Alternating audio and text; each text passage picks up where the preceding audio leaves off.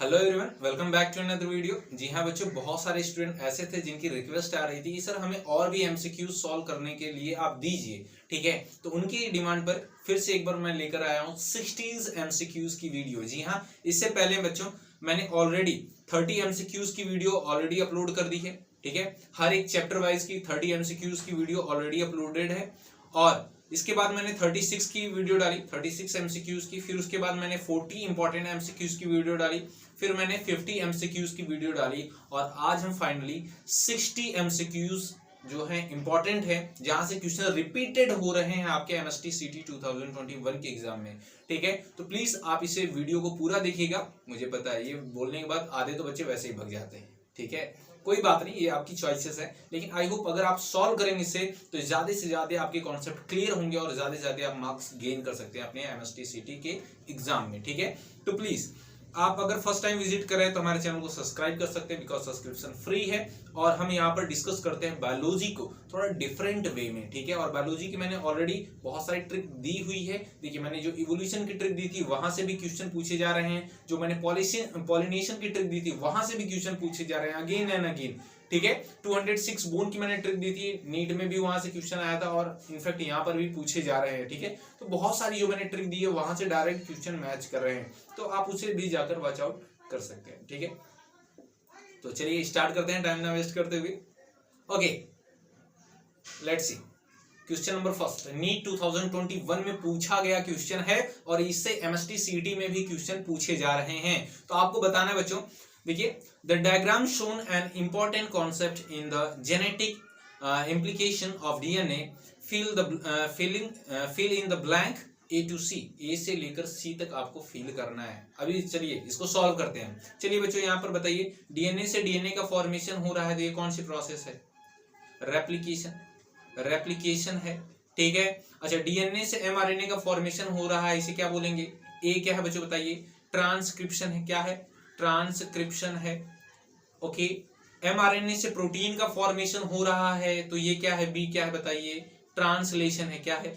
Translation है। Okay, अच्छा बताइए, प्रोटीन जो है, प्रोटीन सिंथेसिस, ये सारी चीजें प्रपोज किसने की थी? सेंट्रल डोग्मा किसने प्रपोज किया था बताइए? सी। जी हाँ, क्रिक ने, फ्रांसिस क्रिक ने ये सारी चीजें प्रपोज की थी। तो बताइए, ये सेंट्रल डोग्मा है ना पूरा पूरा ओवरऑल, कि जेनेटिक इन्फॉर्मेशन क्या हो रही है? फ्लो हो रही है फॉरवर्ड डायरेक्शन में। ठीक है, तो बताइए, ए का मैच करिए, ए का ट्रांसक्रिप्शन, बी का ट्रांसलेशन, सी का फ्रांसिस क्रिक। ठीक है, तो ऑप्शन फर्स्ट इज करेक्ट।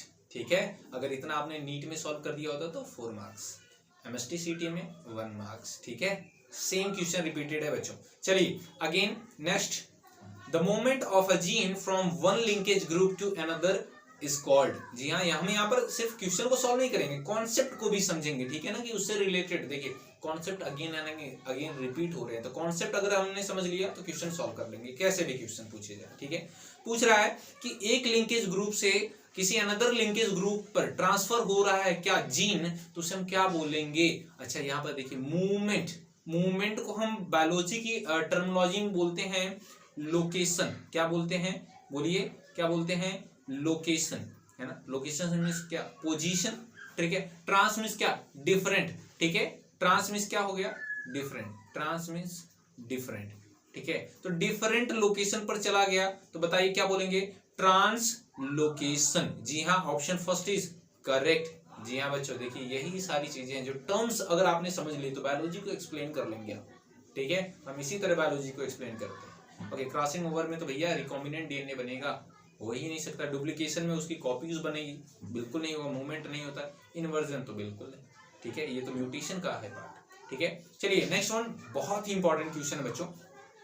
देखिए, in CRC DNA which is double standard, 17% of base were shown to be cytosine. The percentage of the other 3 base expected to the present in this DNA are, OMG, बोला है कि cytosine जो है वो कितना है? 17% है। कितना है बच्चों? 17% है। चलिए इसे हम जरा सॉल्व करते हैं। यहाँ पर देखिए हमारे पास स्पेस पूरा है, तो इसने क्या बोला कि कोई 100% डीएनए है, कोई एक डीएनए का पार्ट है जो कि 100% है, उसमें 17% क्या है बच्चों बताइए, 17% क्या है, साइटोसिन है। अब हम यहाँ पर चारगाफ रूल को यूज करेंगे। चारगाफ ने क्या बोला था, साइटोसिन जो होता है वो ट्रिपल बॉन्ड बनाता है, ट्रिपल हाइड्रोजन बॉन्ड बनाता है किसके साथ, ग्वानीन के साथ, वाइल जो थायमीन होता है वो डबल हाइड्रोजन बॉन्ड बनाता है किसके साथ, एडेनिन के साथ, ठीक है, ये आपको पता है। और ये इक्वल होते हैं, जितना प्यूरिन होता है उतना ही पिरिमिडीन होता है, जितना ग्वानिन होगा उतना ही साइटोसिन होगा, जितना थायमीन होगा उतना ही एडेनिन होगा, ठीक है। तो बोला है क्या कि ये बताइए साइटोसिन कितना बोला है, 17%। तो बताइए अगर 17% साइटोसिन है तो 17% ही क्या होगा बताइए, 17% ही क्या होगा, ग्वानिन होगा। और ये दोनों एक साथ मिलकर कितना परसेंट बना रहे हैं डीएनए का, बोलिए 34%। रेस्ट ऑफ द पार्ट क्या होंगे, सबका सब एडेनिन और क्या होगा, थायमीन होगा। तो अब 100 में से कॉमन मैथ है बच्चों, 100 में से 34 को माइनस कर दीजिए, कितना आएगा बताइए, बोलिए 66, ठीक है ना, 66 आएगा, बिल्कुल 66 आएगा। 66% बाकी क्या बनाएगा, एडेनिन और थायमीन। तो अब इसका बाई 2 कर दीजिए, डिवाइड बाई 2, तो कितना आ गया बच्चों, 33%। यानी 33% एडेनिन है, 33% थायमीन है, ठीक है। एडेनिन और थायमीन कितना है, 33%। बात समझ में आई क्या। तो आप इनको टोटल ओवरऑल कैलकुलेट करेंगे तो कितना हो गया, 100% हो गया। तो यहाँ पर आपको मैच करना है। तो चलिए यहाँ पर देखिए, बताइए कौन सा करेक्ट हुआ। ग्वानिन हमने कितना बताया था, 17%, एडेनिन कितना 13%, थायमीन भी कितना 13%, यानी कि हमारा ऑप्शन फर्स्ट इज करेक्ट। यहाँ पर देख लीजिए, एडेनिन कितना, ग्वानिन कितना है 17%, एडेनिन थायमीन और एडेनिन कितना है 33%। ओके, तो हमारा ऑप्शन फर्स्ट इज करेक्ट। यहाँ पर देख लीजिए फिर से, हाँ बाकी किसी से मैच नहीं कर रहा है। आगे देखिए, okay very important, colour blindness से तो बच्चों बहुत ज्यादा क्वेश्चन रिपीट हो रहे हैं, बहुत ही ज्यादा क्वेश्चन रिपीट हो रहे हैं, ठीक है। जेनेटिक डिसऑर्डर से, प्रिंसिपल ऑफ इनहेरिटेंस चैप्टर है, चलिए पढ़ते हैं इसको जरा। A man whose father was colour blind, एक ऐसा मैन जिसका फादर क्या था, कलर ब्लाइंड था। Marry a woman who had a colour blind mother, ठीक है, वो एक ऐसी लड़की से शादी करता है जिसकी जो मदर थी वो क्या थी, कलर ब्लाइंड थी। And normal father, but father कैसा था, नॉर्मल था। What percentage of female male child of the couple will be colour blind, पूछ रहा है क्या परसेंटेज होगा कि जो उसके मेल चाइल्ड होंगे वो कलर ब्लाइंड होंगे, मेल चाइल्ड की बात कर रहा है। चलिए आइए सॉल्व करते हैं बच्चों इसे, ठीक है। यहाँ पर देखिए हमारे पास स्पेस है, बोल रहा है कि एक ऐसा, सपोज कर लिए एक ऐसा पर्सन है, ठीक है, जिसका जो फादर है, ठीक है, फादर क्या होगा, मेल ना, ठीक है, फादर वो क्या था, कलर ब्लाइंड था। तो उसके, आपको पता है कलर ब्लाइंड क्या होता है, सेक्स लिंक रिसेसिव है ना, एक्स लिंक रिसेसिव डिजीज होता है ये, ठीक है। तो जो फादर का एक्स होगा उसके पास क्या होगा, कलर ब्लाइंड वाला जीन होगा, वाइल जो वाई क्रोमोसोम होगा वो नॉर्मल होगा। तो फादर से वाई क्रोमोसोम आएगा ना मेल में, तो ठीक है। तो ये जो बच्चा होगा हमारा, जिसे आगे चल के शादी करनी है, इसका जो एक्स होगा ये क्या होगा, नॉर्मल होगा, क्योंकि मदर से आया है। और वाई भी कैसा होगा, नॉर्मल होगा, यानी जो मेल है वो कैसा होगा, नॉर्मल होगा, ठीक है। वाई, अगर हम बात करें इसकी वाइफ की, इसकी जो वाइफ है, ठीक है ना, अगर हम इसकी वाइफ की बात करें तो इसका वाइफ जो है वो कैसी होगी, उसमें कैसे जीन होंगे बच्चों। बोल रहा है कि ये जो इसकी वाइफ है, इसकी जो मदर थी वो कलर ब्लाइंड थी। अब कलर ब्लाइंड कैसा होता है फीमेल में, अगर डबल एक्स, जो दोनों एक्स हैं उस पर अगर कलर ब्लाइंड वाला जीन प्रेजेंट है तो ही क्या होगा, वो कलर ब्लाइंड होगा, ठीक है। यहाँ पर देखिए, अगर एक्स एक्स है फीमेल में, दोनों पर होगा तब जाकर वो क्या होगा, डिजीज्ड होगी फीमेल। अगर एक ही एक्स पर क्रोमोसोम है कलर ब्लाइंड, एक ही एक्स पर कलर ब्लाइंड वाला जीन प्रेजेंट है, तो ये डिजीज नहीं होगी, कैरियर होगी बच्चों, क्या होगी, कैरियर होगी, ठीक है। ये फैलाएगी सिर्फ, लेकिन ये कलर ब्लाइंड नहीं होगी, ठीक है। अगर एक्स एक्स है तो नॉर्मल फीमेल होगी, एक्स वाई है तो नॉर्मल मेल होगा, ठीक है, ये होता है। चलिए आइए देखते हैं ये जो फीमेल है इसमें जीन कैसे प्रेजेंट होगी। बोल रहा है इसकी जो मदर थी, है ना, इसके वाइफ की जो मदर थी वो कलर ब्लाइंड थी, यानी उसमें एक्स एक्स पर, दोनों क्रोमोसोम पर, दोनों एक्स पर क्या होगा, कलर ब्लाइंड वाला जीन होगा। तो कोई भी आ जाएगा यहाँ पर, तो यानी क्या होगा, एक एक्स आएगा, एक एक्स के साथ क्या है, कलर ब्लाइंड वाला जीन भी आएगा, और एक दूसरा एक्स जो फादर से इसमें आया रहा होगा वो क्या होगा, नॉर्मल, यानी इसकी जो वाइफ है वो क्या है बताइए, कैरियर है। क्या है बच्चों, कैरियर है। ठीक है, सबसे बड़ी चीज होती है कि आप क्वेश्चन को बहुत ही अच्छे तरीके से समझिए, पढ़िए, रीड करिए। अगर आपने क्वेश्चन को अच्छी तरीके से रीड कर लिया तो आप क्वेश्चन को 50% तक सॉल्व कर लेते हैं। बात समझ आई क्या? अगर आप क्वेश्चन को पढ़ करके अगर आपको समझ में आ जा रहा है ये किस चैप्टर से क्वेश्चन पूछा गया है, आप उस क्वेश्चन को 10 to 15% तक सॉल्व कर लेंगे। ठीक है, चलिए आगे देखते हैं। पूछा कि इनके जो ऑफस्प्रिंग प्रोड्यूस होंगे उनमें कितने परसेंट जो मेल होंगे वो इफेक्टेड होंगे। ठीक है, कितने परसेंट मेल होंगे जो डिजीज होंगे। तो यहाँ पर देखिए हम पनेट स्क्वायर की हेल्प लेंगे, पनेट स्क्वायर की हेल्प लेंगे, इजिली फॉर्म करेंगे। ठीक है ना, यहाँ पर देखिए ओके, हमने पनेट स्क्वायर बना लिया बच्चों। अब हम क्या करेंगे, देखिए ये जो मेल है, ठीक है, मेल को यहाँ पर लिखेंगे। मेल के गैमेट्स कितने टाइप के बनेंगे, 2 टाइप्स के बनेंगे। ठीक है, मेल के गैमेट्स को हम लिखेंगे इस डायरेक्शन में, वाइल जो ये फीमेल है, ये जो वाइफ है, इसमें जो गैमेट्स बनेंगे उसे लिखेंगे डाउन साइड। ठीक है ना, कहाँ पर, नीचे की तरफ। ठीक है, तो मेल का देखिए एक्स और वाई दोनों नॉर्मल है तो लिख लेते हैं एक्स एंड वाई। ठीक है, वाइल अगर हम फीमेल की बात करें तो देखिए आप फीमेल का यहाँ पर एक एक्स जो है वो क्या है, उस पर कलर ब्लाइंड वाला जीन प्रेजेंट है, तो यहाँ पर क्या लिखेंगे एक्स सी, फिर दूसरा वाला एक्स नॉर्मल है तो यहाँ पे लिख देते हैं एक्स। बात समझ में आई क्या? अब आइए इनकी मेटिंग कराते हैं, इनके साथ क्रॉस कराते हैं तो क्या हो गया, एक्स सी एक्स, यानी एक कैरियर फीमेल, इसका इसके साथ कराते हैं, इसका एक्स का इस वाई के साथ कराएंगे तो क्या होगा, एक्स सी वाई, सॉरी। ठीक है, क्या हो रहा है, ठीक है, चलिए यहाँ पर एक्स नहीं होगा, एक्स नहीं होगा, वाई होगा ना, वाई होगा, यानी एक डिजीज्ड मेल हो गया। फिर क्या होगा, इसका इस एक्स के साथ क्रॉस कराएंगे ऊपर वाले के साथ तो एक्स एक्स हो जाएगा, फिर इसका इस वाई के साथ कराएंगे तो फिर एक एक्स वाई हो गया। ठीक है, तो पूछ रहा है बच्चों, चिल्ड्रन में नहीं पूछा, कितने परसेंट ऑफ मेल चाइल्ड, ठीक है, डिजीज्ड होंगे। तो देखिए यहाँ पर टोटल 2 ही मेल हैं, कितने हैं, 2 मेल चाइल्ड हैं। अब 2 मेल चाइल्ड में क्या है, 1 क्या है, डिजीज्ड है। देखिए ये एक्स वाई वाला, ठीक है, ये वाला डिजीज्ड है बच्चों, ये वाला डिजीज है, तो 2 में से एक चिल्ड्रन क्या है, डिजीज है, मेल वाला। तो कितने परसेंट मेल क्या है, इन्फेक्टेड है, 50% मेल क्या है, इन्फेक्टेड हैं। ठीक है, तो हमारा कौन सा ऑप्शन करेक्ट होगा, बोलिए, ऑप्शन सी इज करेक्ट। बात समझ में आई क्या? चलिए आगे देखते हैं बच्चों।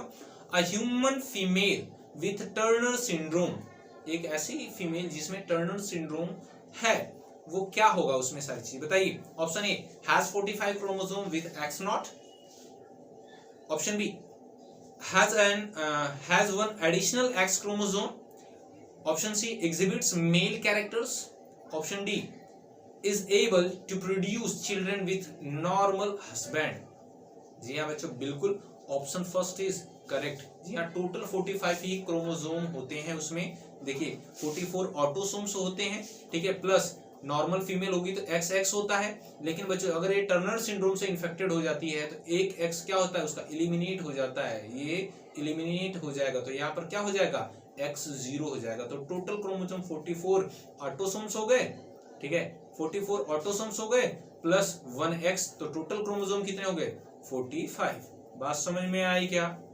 ठीक है, तो ऑप्शन फर्स्ट इज करेक्ट। चलिए नेक्स्ट वन देखते हैं बच्चों। ओके, देखिए बच्चों, name of pulmonary disease in which alveolar surface area involve in gases exchange is drastically reduced due to damage in the alveolar wall। जी हाँ, वो कौन सी ऐसी डिजीज होती है जिसमें क्या होता है, जो हमारे लंग्स के एल्वुलाई होते हैं उसका सरफेस एरिया रिड्यूस हो जाता है, डिक्रीज हो जाता है।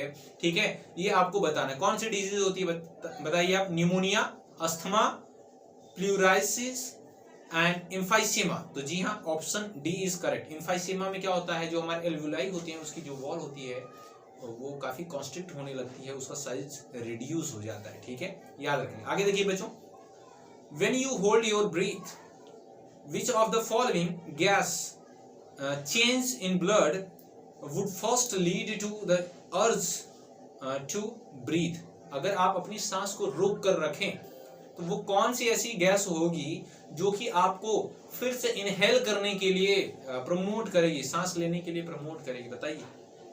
Option first, falling carbon dioxide concentration, rising carbon dioxide and falling O2 concentration, option C falling O2 concentration, option D rising CO2 concentration. बताइए क्या होगा। मैं आपको बताऊं, ये एक्चुअल में क्वेश्चन है रेस्पिरेशन एंड सर्कुलेशन से, ठीक है ना। लेकिन बच्चों मैं ये डायरेक्ट बोल रहा हूँ कि ये डायरेक्ट किससे कनेक्ट होता है, आपके कंट्रोल एंड कोऑर्डिनेशन से। वहां पे आपने ब्रेन पढ़ा होगा, ठीक है, ब्रेन में आपने पढ़ा होगा न्यूमोटैक्सिक सेंटर, ठीक है। न्यूमोटैक्सिक सेंटर जो कि पोन्स वेरोलाई में प्रेजेंट होता है, वो एक्टिवेट होता है due to increase high concentration of carbon dioxide. जी हाँ, अगर आपके बॉडी में कार्बन डाइऑक्साइड का कंसंट्रेशन बढ़ने लगता है तो क्या होता है, आपका न्यूमोटैक्सिक सेंटर एक्टिवेट हो जाता है और वो बोलता है भैया जल्दी से सांस ले वरना तो तू चल जाएगा, ठीक है, फिर 13 दिन बाद भंडारा चालू हो जाएगा तेरे घर में। अब यहाँ पर देखिए ऑप्शन कौन सा करेक्ट हुआ बच्चों, ऑप्शन डी इज करेक्ट, ठीक है। लेकिन देखिए ऑप्शन बी क्यों करेक्ट नहीं होगा बताइए, या फिर हाँ ठीक है, ऑप्शन बी करेक्ट नहीं होगा। क्यों नहीं होगा, क्योंकि बोला है राइजिंग कार्बन डाइऑक्साइड का कंसंट्रेशन तो बोला है, साथ ही साथ O2 को भी यहाँ पर मेंशन किया था, O2 का कंसंट्रेशन डिक्रीज हो रहा है तो इसके कारण अर्ज नहीं होता है, ठीक है ना, इसको याद रखिए। Option 3, approximately 70% of carbon dioxide absorbed by the blood will be transported to the lungs। जी हाँ, जो 70% जो होती है कार्बन डाइऑक्साइड, ठीक है, 70% बोल रहा है कि कार्बन डाइऑक्साइड जो होती है वो ट्रांसपोर्ट की जाती है बाय ब्लड, किस फॉर्म में, तो बताइए मुझे आप, किस फॉर्म में, बाइकार्बोनेट आयन के फॉर्म में इसे ट्रांसफर किया जाता है। देखिए कार्बन डाइऑक्साइड जो होती है ना, जो कार्बन डाइऑक्साइड होती है बच्चों CO2, ठीक है, ये 70% एज अ बाइकार्बोनेट आयन, ठीक है, बाइकार्बोनेट आयन के फॉर्म में, ठीक है, बाइकार्बोनेट आयन, ओके, एंड 23%, ठीक है, 23% किस फॉर्म में बच्चों, एज अ कार्बामिनो हीमोग्लोबिन, ठीक है, वाइल 7% जो कार्बन डाइऑक्साइड होती है वो as a dissolve form in plasma, ठीक है, डिसॉल्व फॉर्म इन प्लाज्मा, इस फॉर्म में क्या होती है, ट्रांसपोर्ट होती है रेस्पिरेशन एंड सर्कुलेशन से। नीट में भी पूछा गया था, इनफैक्ट बार बार ये कॉन्सेप्ट रिपीट हो रहा है आपके MST CT 2021 में, ठीक है। अच्छा ध्यान दीजिएगा कि अगर बारिश होने लगेगी तो बैकग्राउंड में काफी नॉइस आएगी, ठीक है, तो प्लीज उसे आप इग्नोर करिएगा, ठीक है। चलिए आगे चलते हैं बच्चों, देखो मैंने बोला नहीं कि चालू हुई बारिश, ओके। बहुत ही खूबसूरत सा क्वेश्चन है, which one of the following animal has two separate circulatory pathway, 2 separate circulatory pathway होते हैं, यानी कि उसमें बताइए कौन सा ऑप्शन करेक्ट होगा। Option A whale, option B shark, option C frog, option D lizard. Double circulatory system बच्चों पूछ रहा है, डबल सर्कुलेटरी सिस्टम किसमें होता है, तो डबल सर्कुलेटरी सिस्टम किसमें होता है, मैमल्स में होता है। किसमें होता है, मैमल्स में होता है। तो बताइए इनमें से मैमल कौन है बच्चों, व्हेल मैमल है, तो इसमें क्या होगा, डबल सर्कुलेटरी सिस्टम प्रेजेंट होगा, ठीक है, ओके। आगे देखिए, doctor use stethoscope to hear the sound produce during each cardiac cycle, the second sound is heard when. ओ भैया हार्ट साउंड से मैंने IMP करवाया है आपको, मैंने इंपॉर्टेंट जितने भी टॉपिक्स हैं वो मैंने आपको ऑलरेडी दे दिए हैं और वहां से क्वेश्चन रिपीट हो रहे हैं, ठीक है, आप उस वीडियो को भी जाकर देख सकते हैं। सर पढ़ा रहे हैं, क्वेश्चन सॉल्व करा रहे हैं, इसी बहाने दूसरी वीडियो भी प्रमोट कर रहे हैं, क्या करें, करना पड़ता है, इससे आपकी हेल्प होती है, ठीक है। जरा समझिए, जब हार्ट बीट होता है तो 2 तरह के साउंड आते हैं, एक आता है लब, दूसरा आता है डब। क्या बात है, लब डब, है ना, 2 साउंड प्रोड्यूस होते हैं। तो बोल रहा है जो सेकंड साउंड है, कौन सा साउंड भैया, सेकंड साउंड, ठीक है। तो जो सेकंड साउंड हो रहा है वो किस प्रोसेस के थ्रू हो रहा है, क्यों हो रहा है, तो ऑप्शन ए देखिए, यानी बात कर रहा है डब का, ठीक है। AV node receive signal from SA node, option B AV valves open up and atrioventricular valve की बात कर रहा है, ठीक है। Ventricular wall vibrate due to gushing in of blood from atria. बिल्कुल नहीं भैया, इससे अगर जब ये वेंट्रिकुलर वॉल जब क्लोज होते हैं तो भैया लब की आवाज आती है ना, लब की आवाज आती है, प्यार करता है। लेकिन बच्चों यहाँ पर देखिए ऑप्शन डी जो है वो क्या है, semi lunar valve close down after the blood flow into the vessels from ventricle. जी हाँ, ऑप्शन डी इज करेक्ट। जी हाँ, जब सेमी लूनर वॉल क्लोज होते हैं तब आती है आवाज डब की, ठीक है ना। Okay, option D is correct. चलिए आगे देखते हैं, इरिथ्रोपोइसिस स्टार्टिंग। इरिथ्रोपोइसिस क्या भैया, इरिथ्रोसाइट्स जानते हैं आप। जी हाँ, इरिथ्रोसाइट क्या होता है बताइए, आरबीसी, ठीक है, आरबीसी को हम कहते हैं इरिथ्रोसाइट्स कहते हैं, ठीक है भैया। अब जरा समझो, इरिथ्रोपोइसिस क्या होता है, formation of RBC is called erythropoiesis. तो स्टार्ट कहाँ होती है एम्ब्रियोनिक लाइफ में, बता दीजिए आप। यॉर्क सैक में भी होता है, लेकिन यहाँ पे वो ऑप्शन है नहीं, तो बताइए मुझे कहाँ पर होता है start. Spleen, kidney, red bone marrow और लीवर। अच्छा, ये एम्ब्रियोनिक लाइफ का नहीं पूछ रहा भैया, ठीक है, एम्ब्रियोनिक लाइफ नहीं, अदरवाइज मेंशन किया होता है। तो कहां पर होता है, रेड बोन मैरो में होता है। रेड बोन मैरो हमारी लॉन्ग बोन में प्रेजेंट होती है, लाइक हमारा जो ह्यूमरस हो गया, फीमर हो गया, इन सारी बोन्स में रेड बोन मैरो प्रेजेंट होती है, जो कि आरबीसी का प्रोडक्शन करती है, ठीक है। आगे चलिए देखिए, which one of the following is correct. कौन सा है इनमें से जो कि करेक्ट है, बताइए। Lymph is equal to plasma plus RBC plus WBC. Option B, blood is equal to plasma plus RBC plus WBC plus platelets. Option C, plasma equal to blood plus minus lymph. Option D, serum equal to blood plus fibrinogen. भैया कोई भी बता दे, option B is correct. जी हाँ, जो blood होता है उसमें प्लाज्मा भी होता है भैया, और आरबीसी होता है, डब्ल्यूबीसी होता है, और प्लेटलेट्स भी होते हैं प्रेजेंट। आगे चलिए देखते हैं question 5, blood pressure in mammalian aorta is maximum during. Mammalian aorta में, ठीक है, जो डॉर्सल एओर्टा होता है ना, लार्जेस्ट एओर्टा है, ठीक है, तो वहां पर मैक्सिमम कब ब्लड प्रेशर ज्यादा होगा। ब्लड प्रेशर कितना होता है जनरली बताइए, 120/80 है ना, क्या 180 लिख दे रहा हूं, 180 नहीं 80, ठीक है, 120/80 होता है हमारा बीपी, ब्लड प्रेशर, ठीक है, याद रखिएगा। चलिए बताइए कब ज्यादा होगा भैया, systole of the left ventricle, या फिर option B diastole of the right atrium. Option C, systole of the left atrium. Okay, option D, diastole of the right ventricle. तो जी हाँ, बिल्कुल ऑप्शन फर्स्ट इज करेक्ट। जब हमारा ये देखिए हार्ट होता है ना, चलिए दिल का हाल सुने दिल वाला, ठीक है, 4 चैम्बर हार्ट होता है हमारे में, ठीक है। तो जो लेफ्ट वेंट्रिकल होता है बच्चों, ठीक है, ये क्या है बताइए, ये राइट एट्रियम है, ये क्या है, राइट वेंट्रिकल है, ये क्या है, लेफ्ट एट्रिया है, और ये लेफ्ट वेंट्रिकल है, ठीक है। तो लेफ्ट वेंट्रिकल से क्या निकलता है, डॉर्सल एओर्टा निकलता है बच्चों, एओर्टा, ठीक है, जिसे हम एब्डोमिनल एओर्टा भी कहते हैं, ठीक है। तो जब लेफ्ट वेंट्रिकल में जब सिस्टोल होता है तो ये क्या करेगा, ऑक्सीनेटेड ब्लड को फ्लो कर देता है, ठीक है। तो यहीं पर सबसे ज्यादा प्रेशर होता है उस टाइम ब्लड प्रेशर का, ठीक है। तो option A is correct. I hope आपको समझ में आ रहा होगा। चलिए आगे देखते हैं बच्चों, Which one of the following may required pollinators but is genetically similar to autogamy? ओ भैया बोल रहा है कि जिसे शायद में, ठीक है, ध्यान से पढ़िएगा, शायद उसे पॉलिनेटर्स की जरूरत हो सकती है, लेकिन वो कैसा है, एक ऑटोगेमी है, यानी सेल्फ पॉलिनेशन इसमें हो रहा है। मैंने पॉलिनेशन की ट्रिक दी है, एक ही चार्ट में पूरा पूरा पॉलिनेशन को एक्सप्लेन कर दिया है, और वहां ऐसे एमएसटी सीटी में 4 क्वेश्चन पूछे गए हैं अभी तक जो एग्जाम हुआ है, तो प्लीज पढ़ लीजिएगा, ठीक है, जाकर। ओके बच्चों, यहां पर देखिए ऑटोगेमी मीन्स क्या, सेल्फ पॉलिनेशन की बात कर रहा है, सेल्फ पॉलिनेशन,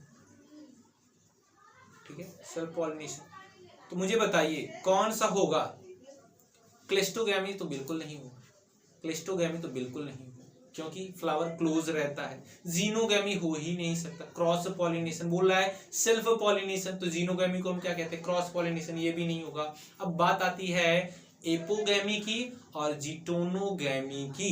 तो जी हाँ बच्चों, जिटोनोगैमी ही होगा, क्योंकि यहाँ पर एक प्लांट है जिसपे 2 फ्लावर हैं, एक फ्लावर यहाँ पर है, दूसरा फ्लावर यहाँ पर है, ठीक है। तो अगर यहाँ से पॉलन ग्रेन्स ट्रांसफर होके सेम प्लांट के किसी अनदर फ्लावर पर आकर पॉलिनेशन करता है तो इसे हम क्या कहते हैं, जिटोनोगैमी। क्या कहते हैं, जिटोनोगैमी। और यहाँ पर मे बी पॉलिनेटर्स की यानी बायोटिक एजेंट्स की, इंसेक्ट की, बर्ड्स की, मैमल्स की रिक्वायरमेंट शायद हो सकती है, लेकिन इनमें जो जीन होगा वो सेम होगा। दैट्स वाई यहाँ पर हम क्या बोलते हैं, क्या हो रहा है बताइए, सेल्फ पॉलिनेशन हो रहा है। क्या हो रहा है, self pollination. A type of pollination which are occur on same plant is called self pollination. ठीक है ना, ओके चलिए आगे देखते हैं बच्चों।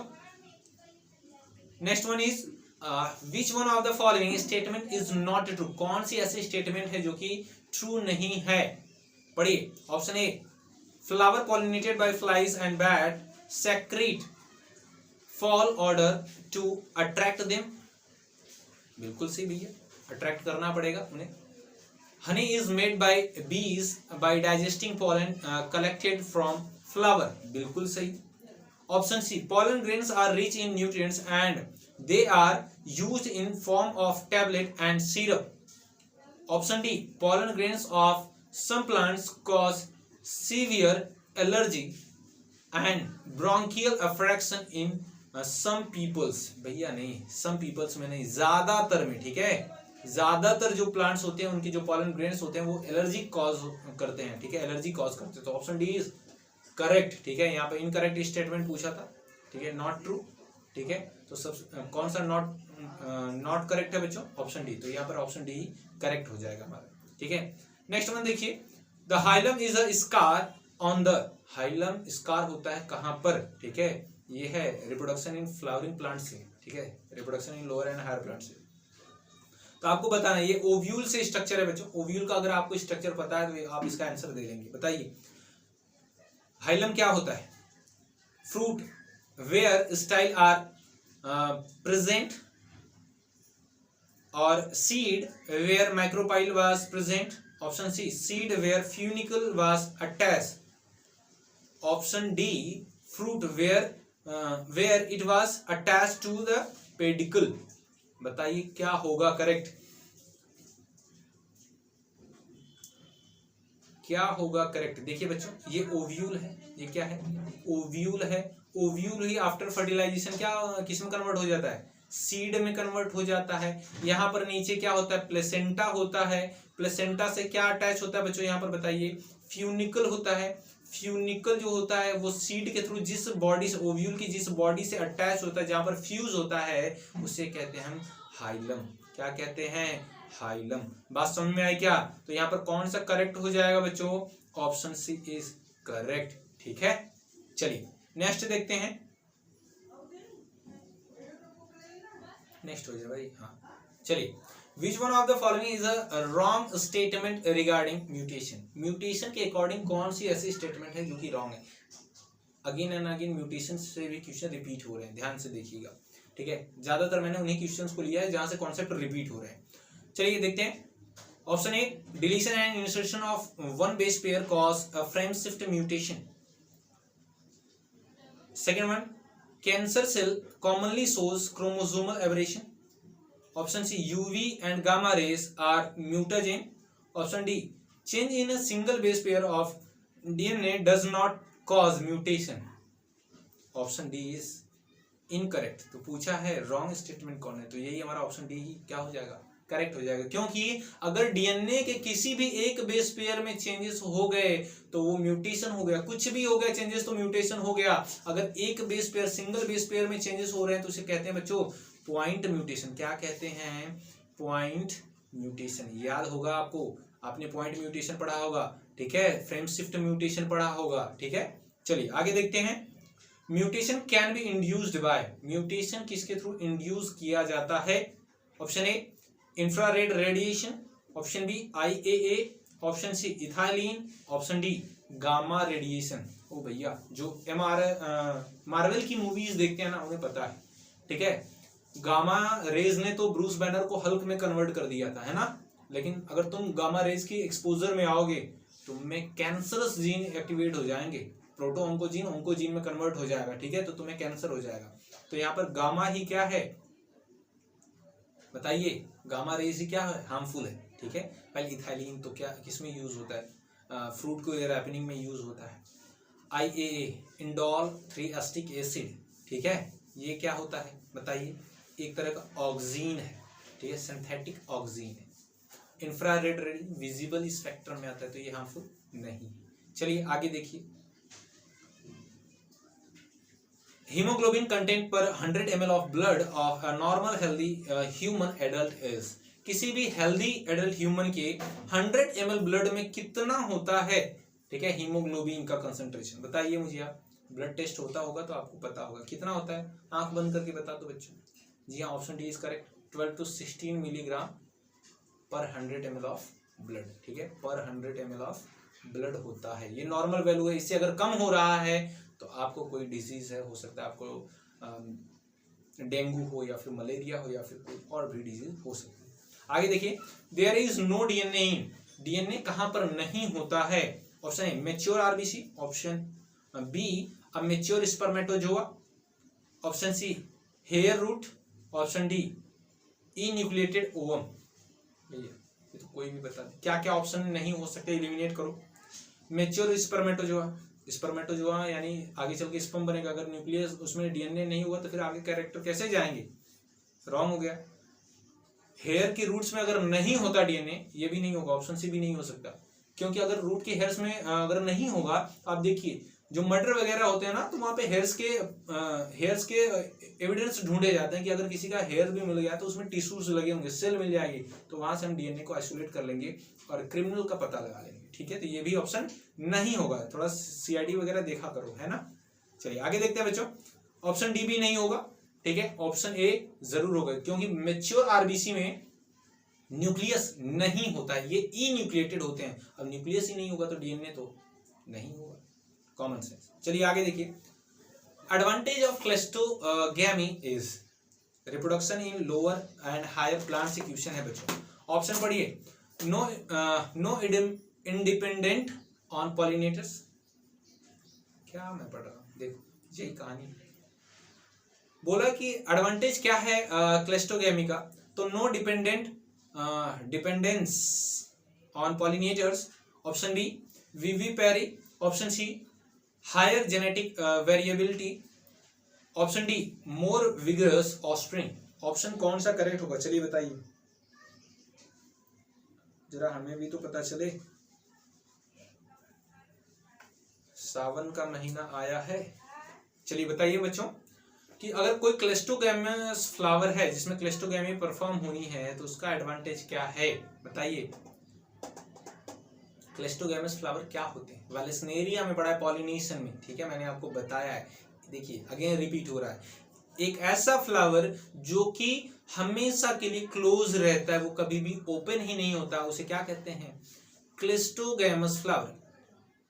क्या कहते हैं, क्लेस्टोगैमस फ्लावर। और इसमें जो प्रोसेस होती है उसे कहते हैं क्लेस्टोगैमी। जब ये फ्लावर कभी ओपन ही नहीं हो रहा है तो इससे पॉलिनेटर्स की कभी जरूरत नहीं होती। और ये कैसा होता है, बाइसेक्सुअल होता है, इसमें male and female both present होते हैं, बोथ सेक्स प्रेजेंट होते हैं। और ये इसमें ऑलवेज सेल्फ पॉलिनेशन होता है। कैसा होता है बच्चों, सेल्फ पॉलिनेशन होता है। तो किसकी जरूरत नहीं पड़ेगी, कभी भी इसे पॉलिनेटर्स की जरूरत नहीं पड़ेगी, ये पॉलिनेटर्स पर डिपेंडेंट नहीं होता है। चलिए आगे देखिए, megasporangium is equivalent to, megasporangium की बात कर रहे हैं भैया, मेगास्पोरेंजियम, मेगास्पोरेंजियम किसके इक्वल होता है, तो जी हाँ, मेगास्पोरेंजियम डायपोलॉइड होता है, डायपोलॉइड होता है। आप ढूंढिए कौन सा और है जो कि डायपोलॉइड होता है, ओव्यूल बिल्कुल नहीं, फ्रूट बिल्कुल नहीं, एम्ब्रियो शायद बिल्कुल नहीं, क्या होता है, nucleus, body of ovule is called nucleus, ठीक है।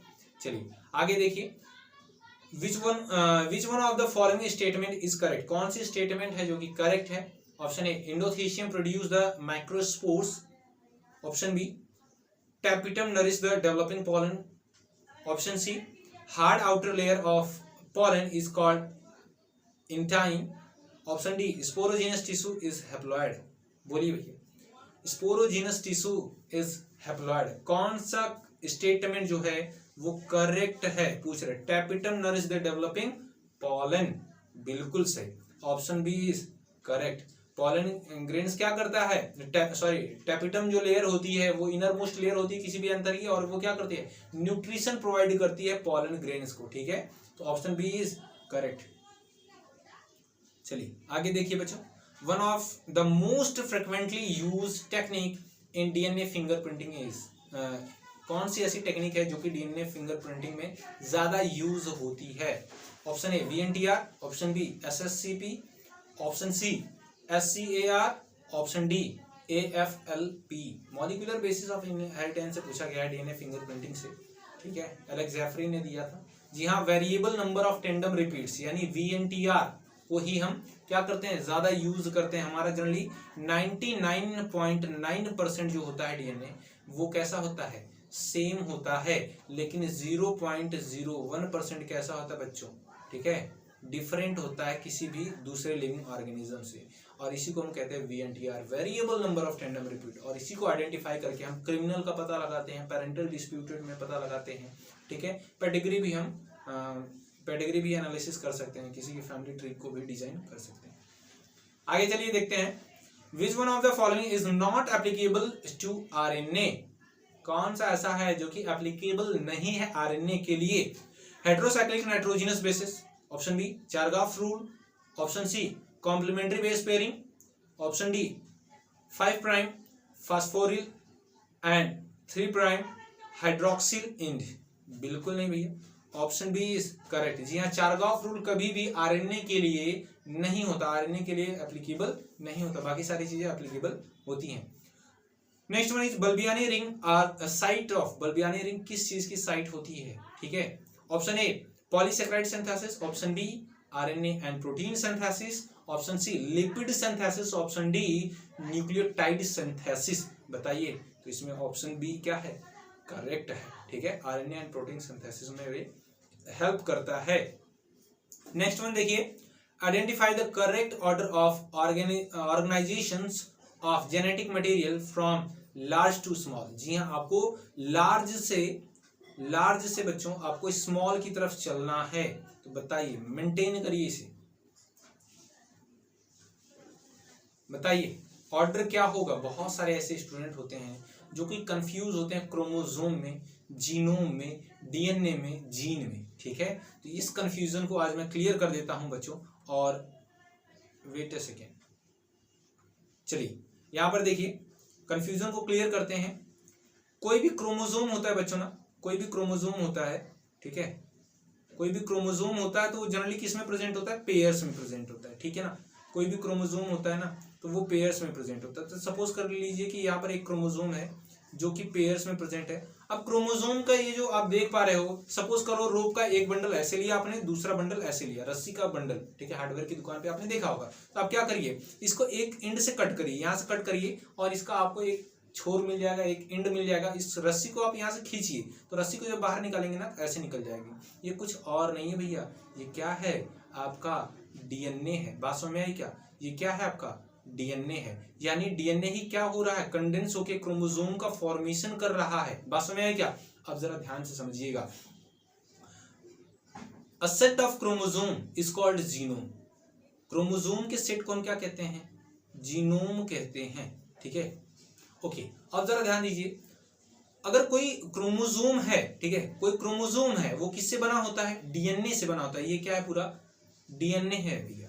क्या है भैया, डीएनए है। अब डीएनए का जो सबसे छोटा वाला पार्ट होता है ना, कोई छोटा सा सेगमेंट ले लो, इसको हम क्या कहते हैं, जीन कहते हैं। डीएनए का कोई भी छोटा सा सेगमेंट होता है उसे हम क्या कहते हैं, gene. A segment of DNA is called gene. और जीन में भी क्या होते हैं, न्यूक्लियोटाइड्स होते हैं। जीन के इनसाइड क्या होगा, छोटे छोटे न्यूक्लियोटाइड्स होंगे। क्या होंगे बच्चों, न्यूक्लियोटाइड्स, न्यूक्लियोटाइड। आइए अब इसे हम ऑर्डर में मैनेज करते हैं। तो सबसे पहले क्या होगा, जीनोम, क्या होगा, जीनोम होगा, है ना। जीनोम के बाद क्या होगा भैया, क्रोमोसोम होगा। ठीक है, क्रोमोसोम होगा। ठीक है, शॉर्ट में लिख देते हैं, चलो। क्रोमोसोम के बाद क्या होगा बताइए, क्रोमोसोम के बाद क्या होगा, डीएनए होगा। डीएनए के बाद क्या होगा, जीन होगा। जीन के बाद क्या होगा, जीन के बाद क्या होगा, न्यूक्लियोटाइड। ठीक है, न्यूक्लियोटाइड। ठीक है, ये तो क्लियर है। अब यहाँ पर मैच कर लीजिए कौन सा ऑप्शन करेक्ट हो रहा है। ठीक है, तो यहाँ पर देखिए जीनोम दिया है, जीनोम पहले होगा और यहाँ पर भी जीनोम दिया है, तो option B and option C incorrect हो जाएंगे। आप इन्हें एलिमिनेट कर दीजिए। फिर ऑप्शन ए और डी में कंपेयर करिए। जीनोम के बाद क्या, क्रोमोसोम, जीनोम के बाद क्रोमोसोम, सही है। अब देखिए क्रोमोसोम के बाद क्या, जीन दिया हुआ है, डीएनए नहीं दिया हुआ, यहाँ पर न्यूक्लियोटाइड दिया है, तो ऑप्शन डी इनकरेक्ट हो गया। आप देखिए डीएनए को मेंशन ही नहीं किया, तो जीन होगा, जीन के बाद क्या, न्यूक्लियोटाइड, तो option first is correct. I hope चीजें आपको समझ में आ रही होंगी। आगे चलिए बच्चों। ओ भैया क्या बात है। Down syndrome in human is due to, Down syndrome क्यों होता है ह्यूमन में, ठीक है, लंदन डाउन ने डिस्कवर किया था, जिसे हम मंगोलियन इडियोसिटी भी कहते हैं, ठीक है। क्रोमोसोमल डिसऑर्डर है बच्चों। Option A 3x chromosome, option B 3 copies of chromosome 21, option C monosomy, option D 2y chromosome, option B is correct. जी हाँ, 21 क्रोमोसोम की ट्राइसोमी हो जाती है बच्चों, ठीक है, ट्राइसोमी हो जाती है, दैट्स वाई क्या होता है, डाउन सिंड्रोम होता है, ठीक है। आगे देखिए, a normal vision man whose father was colour blind, ये तो खतरनाक क्वेश्चन है, ठीक है, इसके लिए मैं आगे बताऊंगा आपको। देखिए, a normal vision man whose father was colour blind, एक ऐसा इंसान जिसका जो फादर है, ठीक है, जो फादर है, यहाँ पर एक देखिए, यहाँ पर एक बच्चा है, ठीक है, चाइल्ड, इसे हम सॉल्व करते चलेंगे, ठीक है। एक ये चाइल्ड है, ये क्या है, फादर है, तो फादर कैसा है, कलर ब्लाइंड, यानी XCY, ठीक है ना, एक्स पर क्या है, कलर ब्लाइंड वाला जीन प्रेजेंट है, क्योंकि जो कलर ब्लाइंड होता है वो क्या होता है बताइए, sex link recessive, x link recessive होता है, ठीक है, तो इसको याद रखिए। फादर के पास एक एक्स जो है वो क्या, कलर ब्लाइंड वाला जीन उस पर प्रेजेंट है। आगे देखिए, वो जो बच्चा है वो आगे क्या करेगा, marry a woman whose father was also colour blind, ओ भैया ये क्या करेगा, जिस लड़की से शादी करेगा, इसकी जो वाइफ होगी ना, जिस लड़की से शादी कर रहा है, इस लड़की का जो फादर है, ठीक है ना, यहाँ पे लड़के का फादर, यहाँ पर लड़की का फादर, इस लड़की का फादर जो है वो भी कलर ब्लाइंड है, यानी उसमें भी जो एक एक्स है वो भी क्या है, उस पर कलर ब्लाइंड वाला जीन प्रेजेंट है, ठीक है ना। ओके, अब जरा ध्यान दीजिएगा, तो फादर से तो एक्स ही आएगा, यानी अगर हम इस वाइफ की बात करें, तो ये जो वाइफ है बच्चों, ठीक है, यहाँ पर क्या है, वाइफ है, इस वाइफ में एक्स फादर वाला आ गया, तो ये लड़की कैसी हो गई बताइए, एक एक्स मदर से आएगा, तो ये लड़की कैसी होगी, कैरियर, कैसी हो गई, कैरियर, बात समझ में आई क्या, कैरियर है ये लड़की। आगे देखिए, ये बच्चा कैसा होगा, नॉर्मल होगा, क्योंकि फादर से क्या आएगा, इसमें वाई वाला क्रोमोसोम, और एक्स कहां से आएगा, मदर से आएगा, तो एक्स वाई। जो बच्चा हमारा है कैसा है, नॉर्मल है, बट जो इसकी वाइफ जो है वो कैसी है, कैरियर है। आइए इसे सॉल्व करते हैं। तो क्या पूछा आगे, they have their first child as a daughter, और उनकी एक संतान होती है जो कि एक फीमेल है, एक लड़की है। What the chance that is child would be colour blind, और उस बच्ची की पैदा होने पर क्या चांस है कि वो कलर ब्लाइंड होगी, ठीक है। ओके, चलिए आइए पनेट स्क्वायर की हेल्प से हम इसे सॉल्व करते हैं। तो यहां पर देखिए, बनाते हैं, फादर से लीजिए, फादर से एक्स लिया, मदर से एक्स लिया, ठीक है, मदर से एक्स लिया, तो क्या होगा, ये एक्स फीमेल का एक्स सी आ जाएगा, यहाँ पे फीमेल का जो कैरियर वाला जीन है वो आ जाएगा, और फादर का नॉर्मल वाला एक्स, ठीक है। तो ये क्या हुआ, कैरियर ही हुआ, लेकिन कभी भी ये डिजीज नहीं होगा। बात समझ में आई क्या, अगर फादर भी अगर इन्फेक्टेड होता, ठीक है, तो ये क्या हो जाती, ये डिजीज हो जाती, कलर ब्लाइंड हो जाती। तो 0% है बच्चों, ठीक है ना, तो 0% चांस है कि जो लड़की है वो कलर ब्लाइंड होगी, ठीक है, वाइल ये कैरियर जरूर है लेकिन कलर ब्लाइंड नहीं, ठीक है। तो ऑप्शन बी इज करेक्ट, ठीक है। आगे देखिए, which idea is depicted by a cross in which the F1 generation resembles both the parents, वो कौन सी प्रोसेस होती है, कौन सा क्रॉस होता है जिसमें F1 जो जनरेशन होती है वो अपने दोनों पेरेंट्स के सिमिलर होती है, ठीक है, बताइए। Option A inheritance of one gene, option B codominance, option C incomplete dominance, option D complete dominance. जी हाँ बच्चों, codominance, option B is correct, ठीक है। चलिए, साथ में ही जीन एक्सप्रेस होते हैं। आगे देखिए, pick up out the correct statement, अब वो करेक्ट स्टेटमेंट आइडेंटिफाई करने यहाँ पर दिया गया है।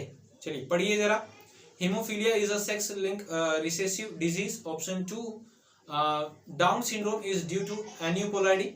Option 3, phenylketonuria is an autosomal recessive gene disorder. Option 4, sickle cell anemia is X-linked recessive gene disorder. यहाँ पर नीचे ऑप्शन दिए गए हैं, आपको चूज करना है कि कौन सा करेक्ट होगा। तो जी हाँ, ऑप्शन फर्स्ट करेक्ट है, ऑप्शन सेकंड भी करेक्ट है, ऑप्शन थर्ड भी करेक्ट है, लेकिन ऑप्शन 4 इनकरेक्ट है, क्योंकि sickle cell anaemia X linked नहीं होता भैया, ऑटोसोमल होता है। ठीक है, ऑटोसोमल डिसऑर्डर है। ठीक है, तो ऑप्शन 4 इज करेक्ट। तो 1 2 3 कहां पर है भैया? 1 2 3 ऑप्शन बी यहाँ पर करेक्ट। बात समझ में आई क्या? चलिए आगे देखिए, यहाँ पर नेक्स्ट क्वेश्चन है। Next question, a tall true breeding garden pea plant is cross with a dwarf true breeding garden pea plant. When the F1 plant were self, the result genotype were in the ratio of, आपको बताना है। देखिए, एक capital T tall plant है, ठीक है, एक tall plant है, एक ड्वार्फ प्लांट है, ठीक है, एक ड्वार्फ प्लांट है। तो इसमें ट्रू ब्रीडिंग है, स्मॉल टी वाले जीन प्रेजेंट है इनमें। इनका कोई एक ऑस्प्रिंग प्रोड्यूस होगा, पहले कैपिटल टी गैमेट बनेगा, यहाँ से स्मॉल टी गैमेट बनेगा, ये आपस में फ्यूज होंगे, तो क्या बनेगा? कैपिटल टी स्मॉल टी, यानी कि ये प्लांट कैसा होगा? टॉल होगा। कैसा होगा बच्चों? टॉल होगा। ठीक है, टॉल तो होगा, लेकिन अगर बोला इसमें सेल्फ क्रॉस कर दी जाए, जितने भी बच्चे होंगे सभी टॉल होंगे, अगर इनमें सेल्फ क्रॉस कर दिया जाए तो क्या बनेगा बताइए? तो सेल्फ करने के लिए फिर से इसे क्या करें? कैपिटल टी स्मॉल टी से इसका क्रॉसिंग करा देते हैं। तो आइए पनेट स्क्वायर की हम हेल्प लेते हैं। तो यहाँ पर देखिए, पनेट स्क्वायर की हम हेल्प लेते हैं। चलिए यहाँ पर देखिए, तो सपोज करते हैं कि क्या, कि यहाँ पर देखिए, एक साइड इधर मेल है कैपिटल टी स्मॉल टी वाला, और डाउन साइड क्या फीमेल है। तो एक कैपिटल टी यहाँ पर, स्मॉल टी यहाँ पर, फिर यहाँ पर कैपिटल टी और यहाँ पर स्मॉल टी। आइए क्रॉस कराते हैं, तो क्या बनेगा? कैपिटल टी, फिर क्या बनेगा? कैपिटल टी स्मॉल टी, फिर क्या बनेगा बच्चों बताइए? कैपिटल टी स्मॉल टी, फिर क्या बनेगा? Small T. तो आप देख पा रहे हैं ये ट्रू ब्रीडिंग, ठीक है, होमोजाइगस टॉल है। ये क्या है? दोनों हेट्रोजाइगस टॉल है। ठीक है, ये क्या है? होमोजाइगस ड्वार्फ है। तो क्या रेशियो बना? 1:2:1 का। क्लियर है? बात समझ में आई क्या? तो देखिए कौन सा ऑप्शन करेक्ट हुआ? 1:2:1, दो दिए हैं, तो ऑप्शन फर्स्ट और ऑप्शन सेकेंड, यानी option A and option B incorrect होगा। आप मैच करिए, 1 tall homozygous, second tall heterozygous, and 1 क्या? Dwarf. Option C is correct. बात समझ में आई? आगे चलिए बच्चों, variation in gene frequency with populations can occur by chance rather than the natural selection, it is refers to as। ठीक है, बोला है नेचुरल सिलेक्शन को छोड़ करके, ठीक है, जो इवोल्यूशन हो रहा है वो बाई चांस हो रहा है, तो ये किसको रिप्रेजेंट करता है? Option A random mating, option B genetic load, option C genetic flow, option D genetic drift. तो जी हाँ, evolution by chance is called genetic drift. ठीक है, ऑप्शन डी इज करेक्ट। आगे चलिए देखिए बच्चों, a test cross is carried out to. Test cross क्यों कराया जाता है? टेस्ट क्रॉस क्या होता है बताइए? यहाँ पर सपोज कर लीजिए कैपिटल टी फादर है, स्मॉल टी मदर है। यहाँ पर कोई बच्चा capital T small T form हुआ, तो अगर हम इसके किसी भी पेरेंट के साथ क्रॉस कराते हैं तो इसे क्या बोलते हैं? Back cross. ठीक है, बैक क्रॉस कहते हैं। लेकिन अगर हम F1 प्रोजेनी का क्रॉस सिर्फ और सिर्फ उसके रिसेसिव पेरेंट के साथ कराते हैं तो उसे हम क्या कहते हैं? टेस्ट क्रॉस कहते हैं। क्या कहते हैं? टेस्ट क्रॉस कहते हैं। तो ये टेस्ट क्रॉस क्यों कराया जाता है? ठीक है, चलिए बताइए। Option A determine the genotype of plant at F2, option B predict whether two traits are linked, option C assess the number of allele of a gene, option D determining whether two species or varieties will breed successfully। ठीक है, तो जी option first is correct. Option एक correct है बच्चों। हम F2 generation की जो जीनोटाइप है उसे आइडेंटिफाई करने के लिए हम क्या कराते हैं? यहाँ पर क्रॉस कराते हैं, उसके बैक क्रॉस कराते हैं उसके रिसेसिव पेरेंट्स के साथ। ठीक है, टेस्ट क्रॉस बोला है, बैक क्रॉस। ठीक है, तो याद रखिए।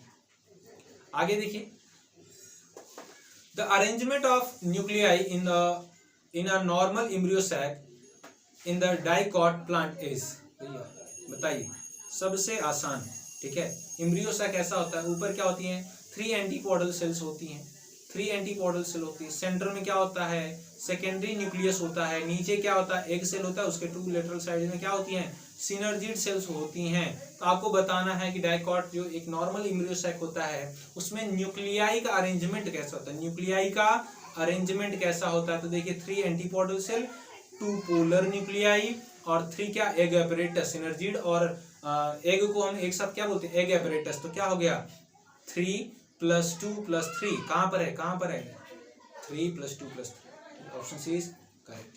चलिए आगे देखते हैं बच्चों, जिटोनोगेमी इन्वॉल्व्स, जिटोनोगेमी में क्या चीजें इन्वॉल्व होती हैं, मैंने क्वेश्चन सॉल्व कराया फिर से आ गया। देखिए a fertilisation of a flower by the pollen from another flower of same plant, option B fertilisation of a flower by the pollen from the same flower, option C fertilization of a flower by the pollen from a flower of another plant in the same population, option D fertilization of a flower by the pollen from a flower of another plant belonging to a distant population। जी हाँ भैया, पहले तो समझिए कि जो जिटोनोगेमी होता है वो एक सेल्फ पॉलिनेशन है। कैसा है सेल्फ पॉलिनेशन होता है, ठीक है ना, सेल्फ पॉलिनेशन होता है। अच्छा सेल्फ पॉलिनेशन कहां पर होता है ऑन सेम प्लांट, कहां पर ऑन सेम प्लांट होता है, ठीक है। ऑप्शन सी और डी क्या हो गया इनकरेक्ट हो गया, क्योंकि ये डिफरेंट प्लांट की बातें कर रहे हैं, ठीक है ना, ये डिफरेंट प्लांट की बातें कर रहे हैं। देखिए यहाँ पर बोला है flower on another plant, another मतलब क्या डिफरेंट प्लांट, तो बिल्कुल नहीं। अब बात आई कि यहाँ पर देखिए ऑप्शन ए और बी में करेक्ट कुछ भी हो सकता है। क्या हो सकता है देखिए, अगर एक फ्लावर है, आपको बाद में कॉल करते हैं, ठीक है, बात करते हैं आपसे, अभी बच्चों को पढ़ा रहे हैं। देखिए यहां पर देखिए एक प्लांट है बच्चों, इस पर 2 फ्लावर है। अगर सेम प्लांट पर 2 फ्लावर के बीच में पॉलिनेशन होता है तो इसे क्या कहते हैं जिटोनोगेमी कहते हैं। क्या कहते हैं कह रहे हैं आपसे, बाद में बात करते हैं, पढ़ा रहे हैं बच्चों को। ओके इसे क्या कहते हैं जिटोनोगेमी कहते हैं। तो देखिए ऑप्शन फर्स्ट इज करेक्ट, जी हाँ, ऑप्शन बी क्या है रॉन्ग है, ठीक है। पॉलिनेशन जो होता है वो एक ही प्लांट के 2 डिफरेंट फ्लावर के बीच में होता है। डिस्टर्ब कर देते हैं, क्या करें, फैमिली है ना। चलिए मैं एडिट नहीं करने वाला, ठीक है, बहुत टाइम लगता है। चलिए आगे देखिए बच्चों, if one strand of DNA has the nitrogenous base sequence as ATCTG, what would be the complementary RNA strand sequence, ठीक है। एक डीएनए है, एक डीएनए की चेन है जिस पर AT, ठीक है, ये सारा सीक्वेंस है, तो उससे जो mRNA बनेगा उस पर क्या सीक्वेंस होगा भैया, mRNA पर जो यहीं पर बना दो, यहाँ पर क्या है एक डीएनए का सीक्वेंस है ATCTG, ठीक है ना। तो अब जो mRNA बनेगी चेन, जो mRNA बनेगा ये डीएनए की चेन है, ठीक है, ये डीएनए की चेन है, ठीक है, टेम्पलेट स्टैंड है। यहाँ पर mRNA आप बना रहे हो, mRNA फॉर्म कर रहे हो, तो इस पर क्या होगा एडेनिन की जगह पे क्या होगा बताइए थायमीन होना चाहिए था, लेकिन थायमीन तो mRNA में होता नहीं, तो क्या होगा यूरेसिल होगा, ठीक है। तो पहला ही मैच कर लीजिए, कौन सा करेक्ट हो गया, ऑप्शन बी इज करेक्ट, ठीक है। चलिए आगे देखिए बच्चों, 22 ribosomal RNA is actively synthesized in, ribosomal RNA कहां पर एक्टिवली सिंथेसाइज होता है। तो जी हाँ बच्चों रेक्टिफिकेशन वाला क्वेश्चन है, ऑप्शन बी न्यूक्लियोलस, ठीक है। नेक्स्ट देखिए, which one of the following is not a part of transcription unit in the DNA, molecular basis of inheritance है, मैंने IMP करवाया, कौन सा नहीं होता, the inducer, a terminator, option C, a promoter, option D, the structural gene, बताइए कौन सा नहीं होता है। इंड्यूसर की जरूरत नहीं पड़ती, हमें लैक ऑपरेंड नहीं पढ़ना है, ठीक है ना, बाकी सारी चीजों की जरूरत पड़ती है ट्रांसलेशन में, ठीक है, सॉरी ट्रांसक्रिप्शन में, ठीक है, the process of formation of mRNA from DNA, ठीक है। चलिए आगे देखिए बच्चों, removal of RNA polymerase third from nucleoplasm will affect the synthesis of, option A tRNA, option B hnRNA, option C mRNA, option D rRNA, ठीक है। बोला polymerase third, ठीक है, पॉलीमरेज थर्ड अगर आप इलिमिनेट कर दो तो कौन सा mRNA नहीं बनेगा। देखिए आरएनए पॉलीमरेज, ठीक है, आरएनए पॉलीमरेज कितने टाइप के होते हैं? 3 टाइप के होते हैं, फर्स्ट, सेकेंड और थर्ड, ठीक है। इसको जरा कॉन्सेप्ट को समझिए। आरएनए जो पॉलीमरेज फर्स्ट होता है ये आरएनए के फॉर्मेशन में हेल्प करता है, ठीक है। जो सेकेंड होता है ये एमआरएनए की सिंथेसिस में हेल्प करता है, वाइल जो आरएनए पॉलीमरेज थर्ड होता है ये टीआरएनए के फॉर्मेशन में हेल्प करता है। तो अगर आप आरएनए पॉलीमरेज थर्ड को एलिमिनेट कर दोगे तो क्या नहीं बनेगा? टीआरएनए नहीं बनेगा, सिंथेसाइज नहीं होगा। तो ऑप्शन फर्स्ट इज करेक्ट। बात समझ में आई क्या? चलिए आगे देखिए बच्चों। अच्छा, सॉल्व करने के लिए मैंने पहले कर दिया। आगे देखिए, which idea is depicted by the cross in which the F1 generation resembles with the parents? ये तो कर लिया हमने, ये तो क्वेश्चन हमने सॉल्व कर लिया। आगे देखिए, the most active phagocytic white blood cells are, कौन सी ऐसी white blood cells है, यानी WBC की बात कर रहा है, जो कि फैगोसाइटिक इन नेचर होती है, माइक्रोब्स वगैरह को खा जाती है। तो नाम से ही बड़ा खतरनाक है। क्या लिखोगे? नाम। क्या लिखोगे? नाम, ठीक है। तो N और M, N for neutrophils, M for monocyte, ठीक है, मोनोसाइट, ठीक है। यही क्या होती है? फैगोसाइटिक इन नेचर होती हैं भैया, ठीक है, न्यूट्रोफिल्स, ठीक है, इसे याद रखेंगे। They having ability to squeeze out from the blood capillaries because blood capillaries are fenestrated, okay। तो ढूंढिए कौन सा ऑप्शन करेक्ट हुआ? ऑप्शन बी इज करेक्ट, ठीक है। चलिए आगे देखते हैं, आगे देखते हैं।